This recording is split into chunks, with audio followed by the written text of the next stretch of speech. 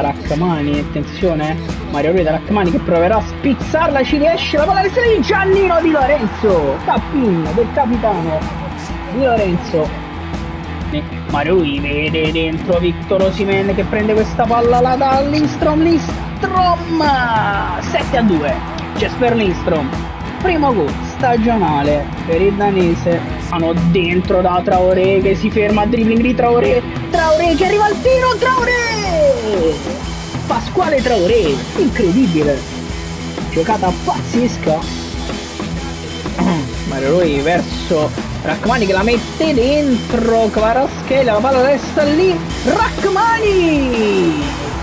Rachmani la mette dentro, 1-0, un pochino di spazio, Kvara, un buco per Anghissà che spara! Che cazzo di gol ha fatto Zambo Anghissà dalla distanza, 2-0. Giuste cerca Kvaratskhelia che si ferma, Kvaratskhelia poggia per Mario Rui che entra in area, Rui all'incrocio dei pali, il maestro Mario Rui, intro per Lindstrom ancora, che classe in mezzo, si di testa, arriva Diego Maradona, 2-0, Diego Armando Maradona che appoggia Zielinski che cerca Giacomino Raspadori che la dà a Zielinski che la tira a Raspadori, entra Raspadori, tutto facile, il Ciolito mette la fogliolina di basilico sulla pista, ragazzi, già 78esimo.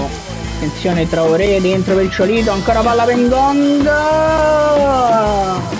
5-1, Ngong poggia per Lobotka che la dà a Raspadori che spara, golasso di Giacomino Raspadori, 5-2, e Giacomino Raspadori mette la fogliolina di basilico sulla margherita, ragazzi. Osimhen dentro per Zielinski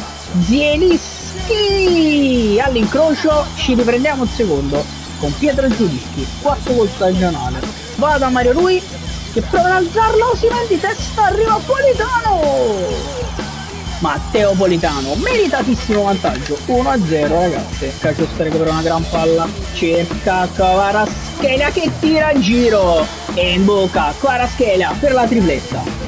Attenzione, Mario Rui cross in mezzo, Osimhen, 4 gol in un'unica partita, poker di Victor.